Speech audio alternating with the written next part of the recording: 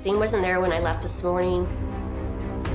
That red flag raised up right away that something is terribly amiss. We need to get on it.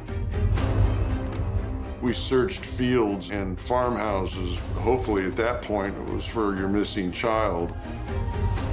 You start in the middle with her life, her friends, her family, and work your way out. The investigation into Justine's disappearance finally leads detectives to a remote woodland and a grim discovery. She had inhaled dirt into her system, into her lungs. So when they covered her with dirt, she was still alive.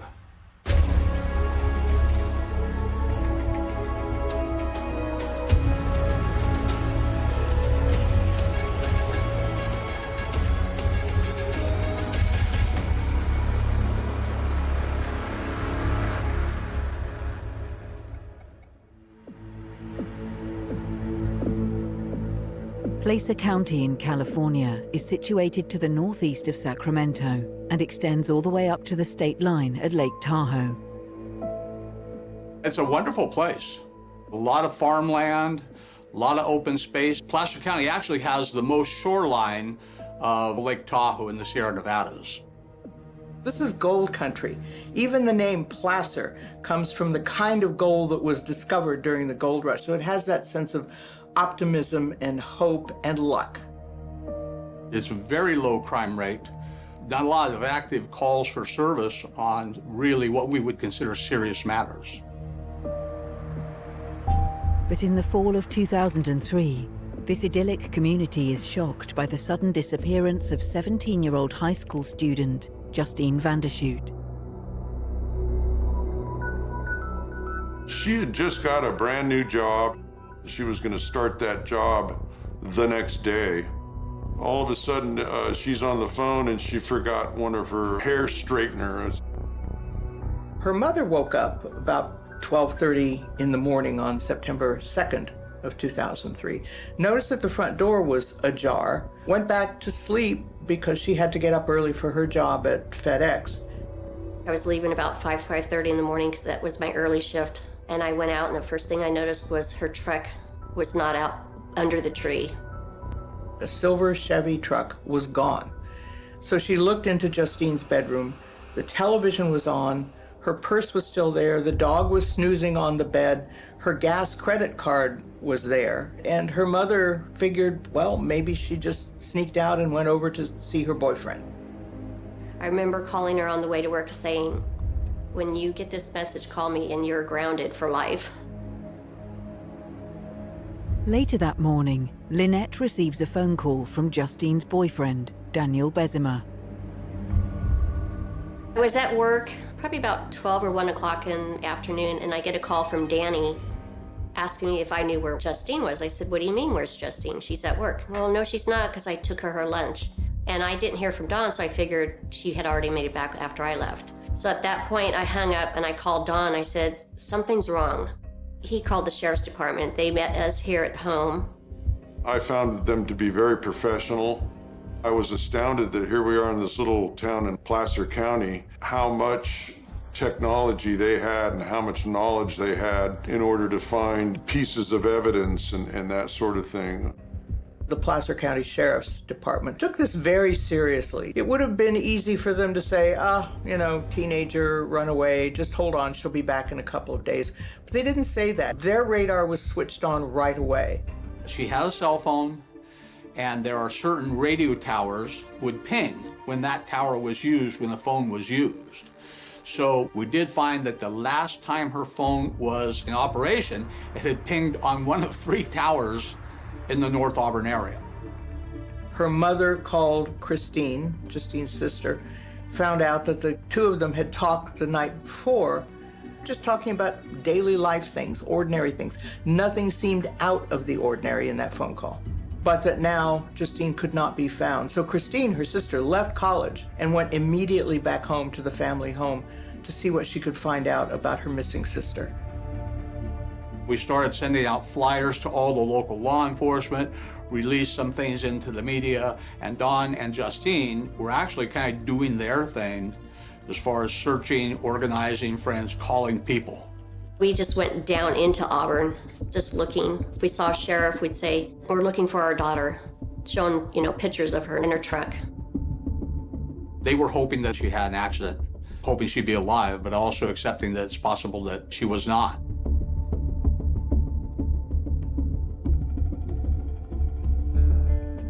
Investigators go out the following day, on that Tuesday, and go from what I would call a circle of intimacy, boyfriends, friends, acquaintances, communities. So that's where the investigation began. The longer they're gone, the less likely it is that they're going to be found alive.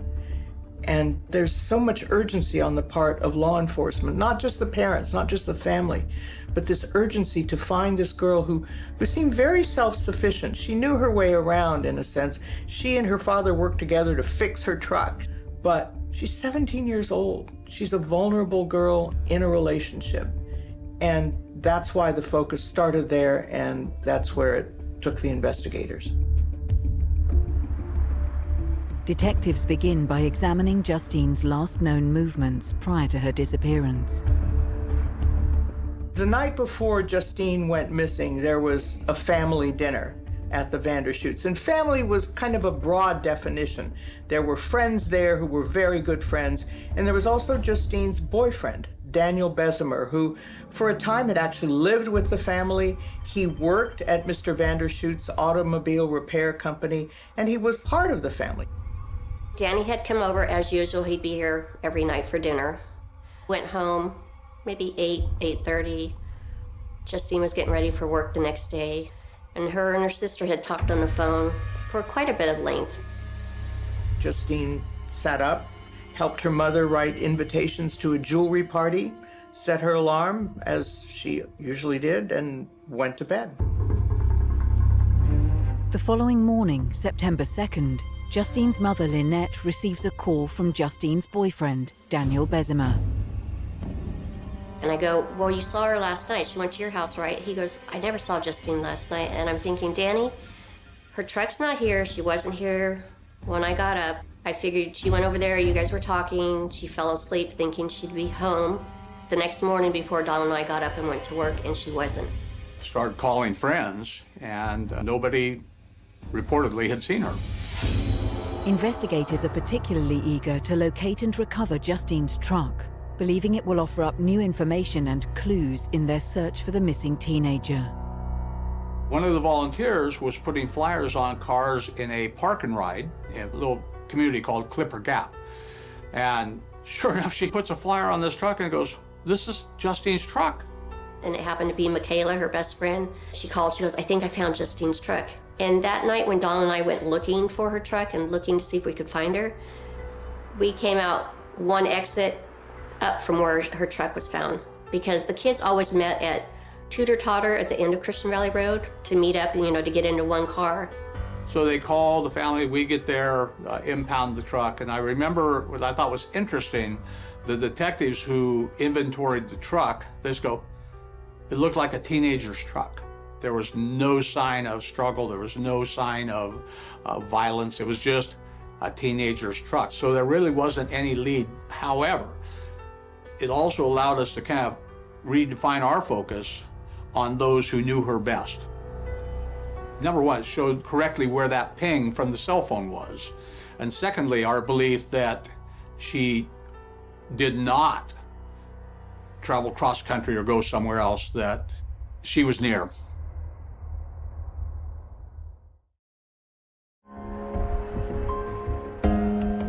Placer County, California, 2003. Police are investigating the disappearance of 17-year-old Justine Vandershoot. Justine left her home in Meadow Vista before midnight on September 1st, but has not been seen since. Growing up in this area was great for them. Our house was the hangout, so when the kids were in junior high and high school, we had 4 people in our family, and we continually set the table for 6 or 8. And all the kids would come here, and they know it was a place that they could, have dinners in a family environment and that type of thing. During the weeks, I would do it. On the weekends, Don would be barbecuing. Anytime we'd have 6 or 8 kids sitting at our small table. They had a pool, they had friends over. They really cared about their daughters, and it was just a loving family. One of the regular friends at the house was 21-year-old computer whiz Brandon Fernandez.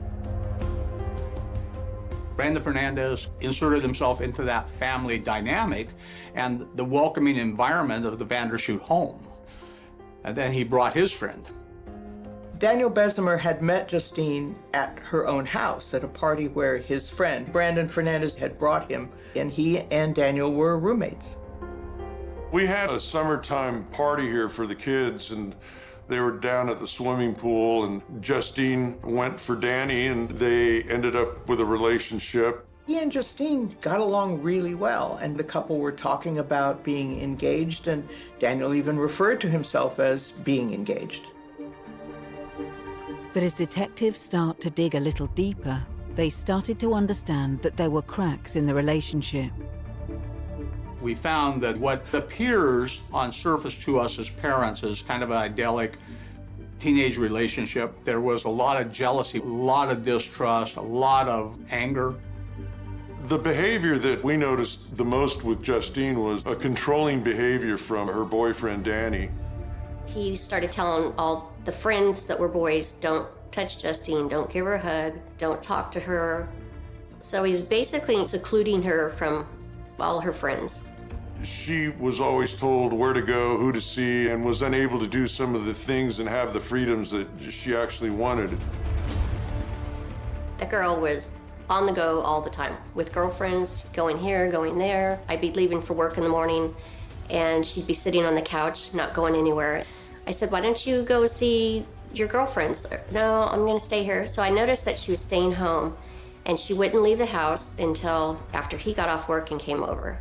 Isolation is a big piece of this puzzle, where you spend all your time with that other person, but if you're at work or if you're unavailable to hang out, feeling like they can't socialize nor do they want to unless that partner is around. Those are absolute red flags. Detectives become suspicious of Bessemer and his controlling behavior towards Justine in their relationship. They question him about the night she disappeared, but he maintains his innocence. Of course, detectives are looking very closely at Danny, at the boyfriend, and finding out that the relationship between these two was not the happy couple that maybe they wanted the world to think, that there were problems and there were frictions. Further interviews with Justine's family reveal another lead on the other side of the country. She had gone on spring break that year to Florida, and she met a young sailor. She met a serviceman, a grown-up guy 3 or 4 years older than Daniel, who I'm sure seemed quite different from him. Our detectives called Naval Intelligence. They found him. He's stationed in Pensacola, Florida. He and Justine had kind of stopped communication in August, and so he had not seen her or heard from her, and we were able to set that one aside. Think of this girl who maybe with Daniel had her first ever relationship, and here she is in a different state, different circumstances. Her eyes are being opened to what men can really be, and began evidently to rethink her relationship with Daniel. It actually kind of cemented our fears and our concerns that our outcome was going to be sad.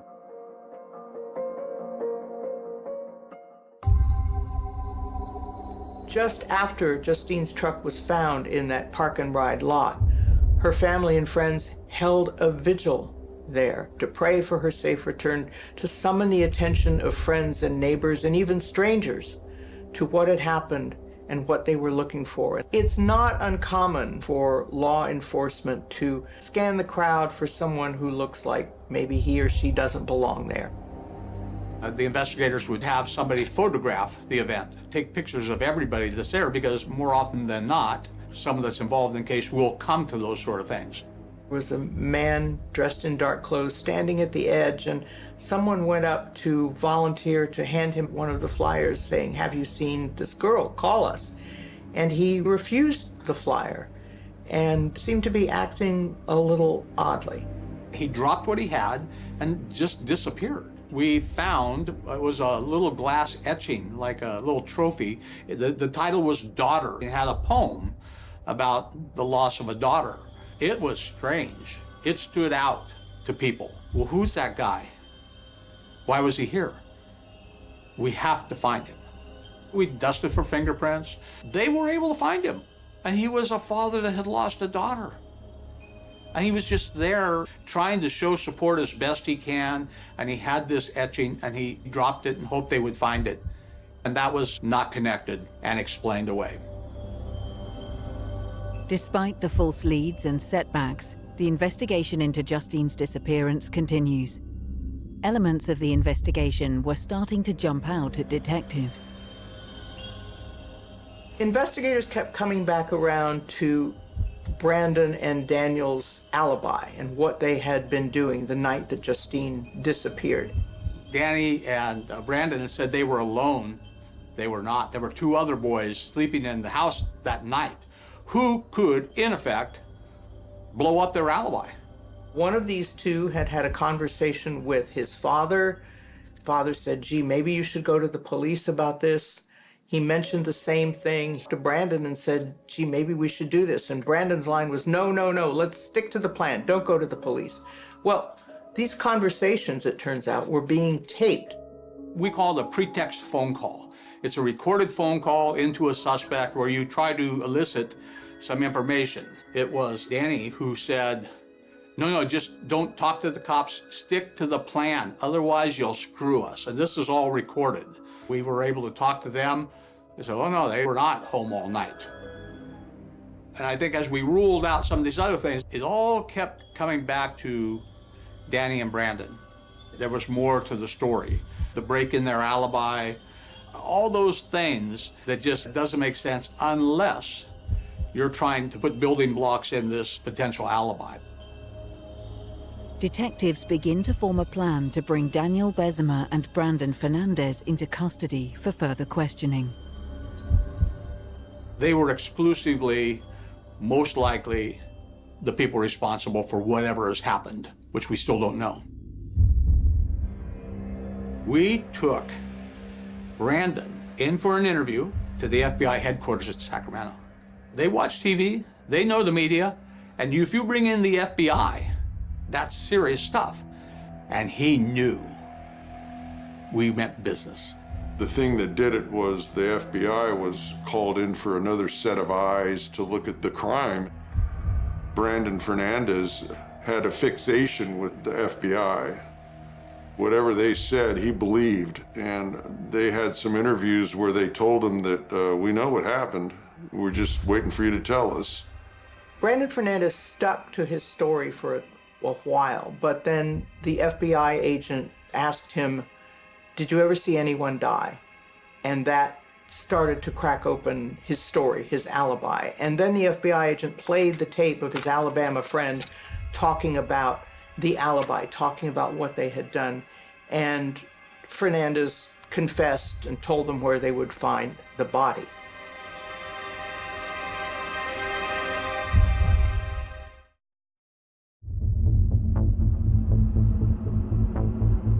September 2003. It's been 2 weeks since the reported disappearance of 17-year-old popular high school student Justine Vandershoot. Local Sheriff Ed Bonner is starting to focus investigations on Justine's boyfriend, Daniel Bessemer, and Daniel's roommate, Brandon Fernandez. It's like a pebble into a pond, and you get these ripples go out. Well, those first ripples were, who would she share things with? And then we begin to come back in and circle on the boyfriend and his friend.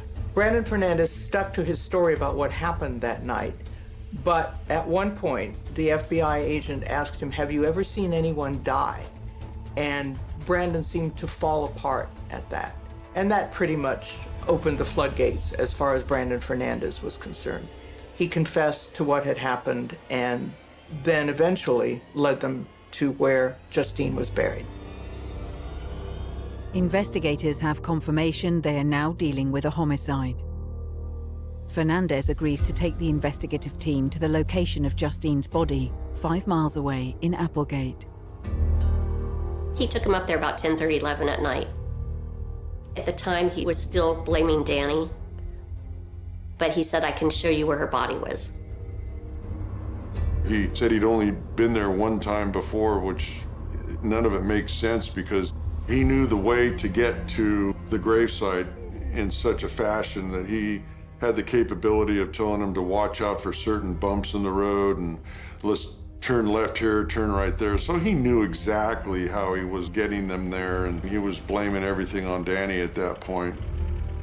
This place that they dropped the body was kind of a dumping ground. It was off the road, a dirt road off the main road. There was mattresses back there, propane cans. There was an old trailer rotting, and that's where they supposedly dug the hole and buried her. Investigators now have the difficult task of informing Justine's family about the tragic discovery in Applegate. They said, we found Justine's body tonight. I just started crying, and they told me that Brandon had taken them up to where they had buried her. The foothills of the mountains are beautiful places, but they're wild places. And this is why people like to live there, to be that close to nature, to the wildness. And so they're expanses where people don't drive. People can go hiking and walking and maybe lose their way. There are a lot of places to be in spots like that in the foothills of California that are going to be hard to find. There is a very well-known equestrian rider. He rides those trails all the time. And he pointed out that he rode by there on Saturday of Labor Day weekend, and there was a big hole freshly dug. They had pre-dug that hole that weekend with the plan of luring her out of her house, killing her, depositing her in a hole, covering up, and going on with their lives. When investigators found Justine, she was in a grave that was 4 feet deep, that they think had been dug before. In other words, planned out. Not only did they have it covered with dirt, but there was branches, there was some plywood. It was like a dumping zone up there. There's nobody that would have found her. It was so remote. It was cordoned off. More investigators came in the following morning and began the tedious task of unearthing the body, looking for evidence, but it took time.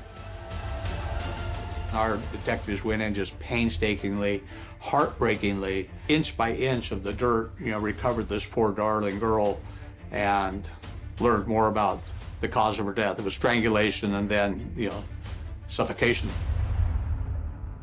Following the location of Justine Vandershoot's body, Brandon Fernandez is taken into custody and charged with the 17-year-old's murder. He was charged with first-degree murder. Then we go after Danny. And Danny, of course, is interviewed, denies everything, and then they play a little bit of the tape of the interview of his roommate, Brandon. And then the story changes.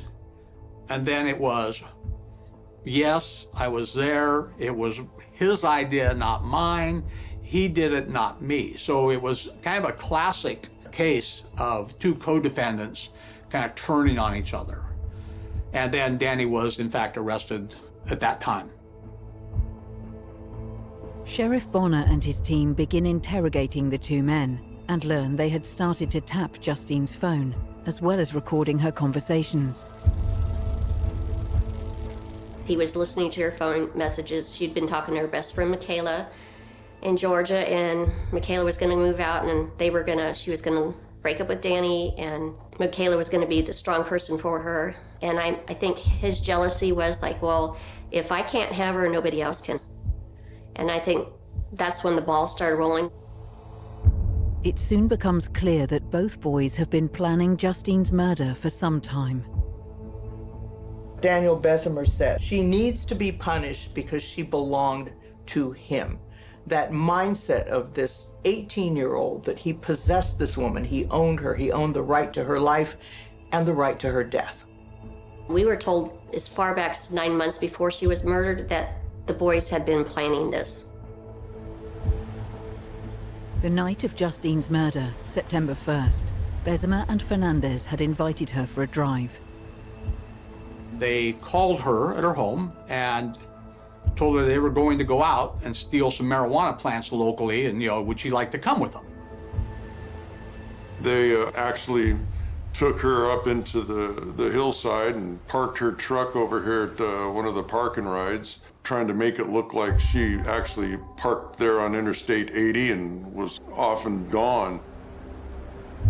Once Justine got in the car with Brandon and Daniel after leaving her truck at the park and ride, they started to play a CD, a mixtape that they had made for her of music that she liked.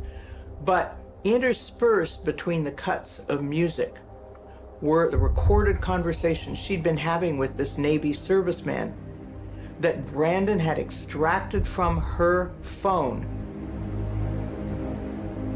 The end of the song is I Win. It's about killing someone, and it's I Win is the end. And they made sure that that was the soundtrack of her life. They were gonna make her listen to it while they drove her to this remote spot. You can imagine the panic that this poor girl must have felt, presumably sitting in the front seat, trapped between these two men, listening to this tape, knowing her boyfriend's temper, knowing his jealousy, and thinking all the time, where are we going? What are they taking me to? And Fernandez also has his own grievances against Justine after learning about a conversation she had with his girlfriend earlier that summer. On top of the problems in the relationship with Justine and Daniel, it turns out that Justine had a problem with Brandon Fernandez because she had found out that he was supposedly cheating on his girlfriend, and she didn't like it, and she didn't hesitate to let him know that. Justine had intervened in that relationship to try to expose Brandon as a cheater, you know, to his girlfriend, because they all knew each other. And it just, again, just caused untold turmoil within those relationships. As interrogations of the two men continue, it appears their stories contain crucial differences. Not only that, but their premeditation for the attack on Justine becomes clear. They never really finalized their stories, but they got her near where they had pre-dug the hole. The story that Brandon told law enforcement was that once they reached that place in the forest, a destination some miles outside of town, Daniel told him to take a walk, to go away. And this is his story that he did.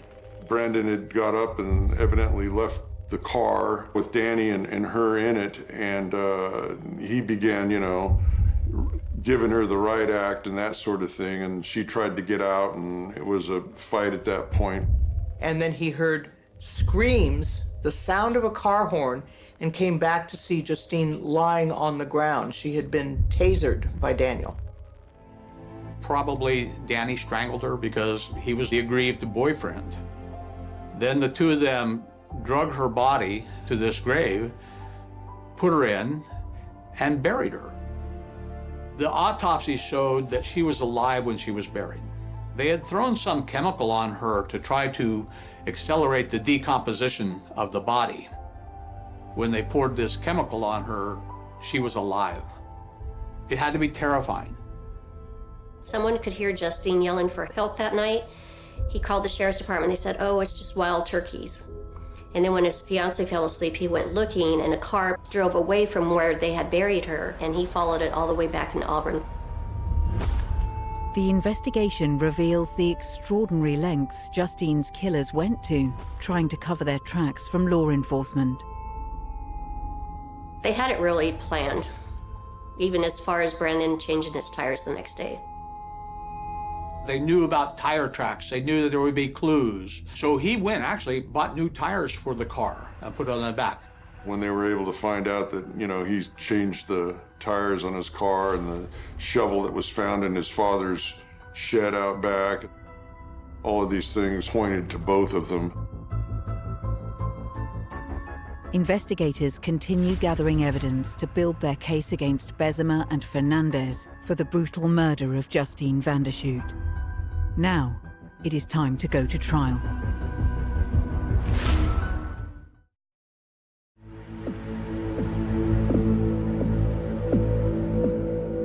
In 2003, 17-year-old Daniel Bessemer and his 21-year-old roommate Brandon Fernandez have been arrested for the kidnap and murder of Daniel's girlfriend, high school student Justine Vandershoot. Her body has been discovered in a remote, shallow grave on the hillsides of Applegate. The one thing about both those boys is they thought they were incredibly smart. They thought they were brilliant. Daniel, presumably establishing his alibi and trying to create credibility about himself, shows up at Justine's house, the house where he'd stayed for a while, the house where he'd had dinner maybe 3 nights a week, and the night she disappeared, crying and sobbing about her disappearance and how upset he was at this, all the time knowing that he was the one who'd done it. This was a premeditated murder case that could have drawn life without the possibility of parole. The DA was willing to go after it, to prosecute it. Placer County like this is highly unusual. And then get it even a step further to have the nature of them being young and doing something like this is highly uncommon. You have two friends feeding off of each other. And so this rocked this community to the core on many levels. Neither one of them really were positive influence on our communities. Brandon, he could have gone on and done something with computers and computer science and that sort of thing, which is well beyond me. Brandon Fernandez was a tech whiz. He was 21 years old. He worked for a tech company. He was very accomplished with computer stuff. This was some time ago when computer stuff was still a mystery to a lot of people. Brandon was diagnosed that summer bipolar and schizophrenic, so you can just imagine that mixture. Danny didn't have much of a family, and he lived with a relative that did their best to keep him in track. He ended up in trouble a couple of times with, stealing some money from a place that he worked. Daniel was a year older than Justine, but he dropped out of high school. He was 10 credits short of graduating, and he didn't go back. He was working at an auto repair place. And here was a girl a year younger who seemed to love him, but when it looked like she was spreading her wings a little bit, she went out of state on a vacation. She met somebody else and began to see Daniel in a different light. He got very possessive, very jealous. You belong to me. Words like that are a death knell, figuratively for relationships, and sometimes literally. I don't know where they came up with the ideas. Very evil boys. Justine's family and friends are left wondering if there was anything they could have done to prevent this tragedy occurring. A lot of narcissist and narcissistic behavior will make the victim very reliant on verbal approval. So first, we always talk about kind of the initial love bombing phase where someone may be giving them a lot of compliments, giving them a lot of attention, and then inadvertently they may pull back a little bit, where the victim ends up really wanting that affirmation again, wanting that same attention. Trust your gut instinct. I was trying to also talk to Justine, saying, I think you need to break it up. I could tell there was some signs, and just, I should have gone with my gut feeling. The Vandershoots are asked to consider a plea deal from Justine's killers. A good defense attorney will obviously try to get a better deal than what might happen should they go to trial. There were a number of factors, high risk for the defendants, and it's been 2 years now, the ripping off of all these scabs and pain. Then it came time for the Vandershoots and the prosecutors to make a decision. And a decision was reached that they would accept a plea deal, and what one would think put this behind them for a while. The plea deals for Bessemer and Fernandez mean that Justine's family and the community are spared the further pain of enduring a long, drawn-out trial.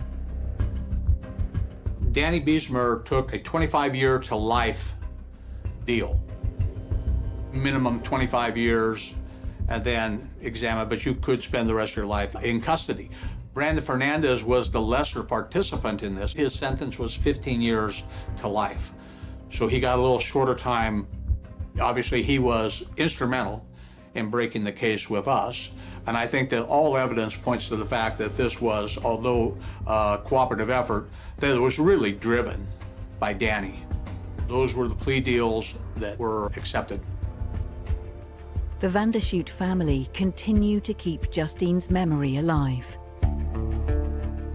We talk about her all the time. We talk about the happy times. Remember this trip, remember the camping, just all the fun times, the dinners together. You know, after 15, 16 years, you're not numb to it by no means, but you can remember the happy things. And I think, you know, we're put on the face of this earth to be happy. We tend to start to remember the happy things, the bad things go away, and then the paroles come up. Continuous parole hearings for both Bessemer and Fernandez continue to haunt the Vandershoot family. Well, just when you start relaxing a little bit, getting back into normal life, and then when you find out, oh, there's another parole hearing. So that's just on your mind. You don't sleep a month or two before. The week or two up to it, you're just very anxious. Feels like you're walking around in a daze, a fog. And then you're there and you have to face them and listen to them rant and rave for 5 or 6 hours of how innocent each one of them is. We read our impact statements. It just rips my heart out each time. It takes you weeks afterwards just to try to get back to normal life again. It's like a Band-Aid that's healed for a long time, and then all of a sudden you're gonna rip it off and dump a bunch of salt in it. So it's just a wake-up call. And it's not a matter of can we deal with it, we have to deal with it, so. They want to actually come back into the community. I know they have not changed their ways of lives. They may try to act like they have, but then you're worried about, you know, your friends' daughters or their granddaughters. They're not healed. They're going to come out and they'll do it again. We have a very robust victim services unit who sit and support and connect our victims with resources. So the Vandershoots have a dedicated victim service advocate who will be with them during the process as well. And people with our office will also be in attendance just to show support. Justine's family take an active role in the parole hearings to ensure Bessemer and Fernandez remain behind bars. Justine's sister, Christine, my other daughter, she got on the computer and with some guidance from the DA's office was able to send out petitions, and she ended up with a lot of signatures. And what we did was we hosted a candlelight vigil up at the Auburn courthouse where these proceedings started and took place. And hundreds of community members showed up and brought photos and signed petitions and shared their stories. And what it showed us is that Placer County does not forget. This community takes care of their own. It doesn't change the judgment, whether it's the parole board or whether it's the judge, but it lets them know, you know, what really happened to the community, how many people were emotionally hit by this tragedy. And it does help when it goes to litigation, and that persuades them a bit. Justine's murder is a huge loss to her family and the community of Placer County. She was a go-getter, so there was no thought in my mind that she would have herself a little beauty parlor where she was able to do hair and makeup and that sort of thing. And I think she probably would have been very successful at it because she had different ideas. Justine, from what I've learned, is absolutely amazing. We actually would be around the same age, and just hearing from her parents and her sister and watching videos and looking at photos, I think anyone can find a little bit of themselves in Justine. She was an effervescent, beautiful, outgoing girl with the whole world ahead of her. She would have been almost 40, you know, had she lived. So I think that 16, 17, 15 is not too early to begin to have those discussions, to begin to tell this jealousy, this rage is not normal. You don't need this. Get out, call this number, get help. Don and Lynette Vandershoot use Justine's story to inform and educate teenagers about the dangers of controlling and violent relationships at a young age. They have turned their tragedy into a remarkable benefit to the community. They first started doing a fundraising benefit that helped local law enforcement here in Placer County, and the chaplaincy program, because we have a very robust chaplaincy program that were instrumental in spending time and helping navigate them through this. We had a little pamphlet that we would put together. It was a family thing. We'd all get together. We'd have to staple the covers, put the little cards in there. It was educating the girls on, is it really love? The front of it, it told Justine's story. On the back had a picture of her cheerleading outfit. It went through all the junior highs, through the high schools in Placer County, educating kids. There's been several times where I've had people come up to me, are you Justine's mom? And I said, yes. And they said, I just want to let you know how much that book either helped me get away out of a bad situation, a relative, a friend. It had warning signs to look for that. The biggest thing I learned was really listen and not just hear things. I heard stuff and I remember being 17 and 18 and I was a big shot in front of all the girls too. And you can see where there was texts they said certain things or conversations that took place. These are things that I think you need to seriously look at and not take for granted. Her family and her sister, we miss her dearly. Not one day doesn't go by that we don't think about her. Hopefully we can educate other people so this does not happen to them.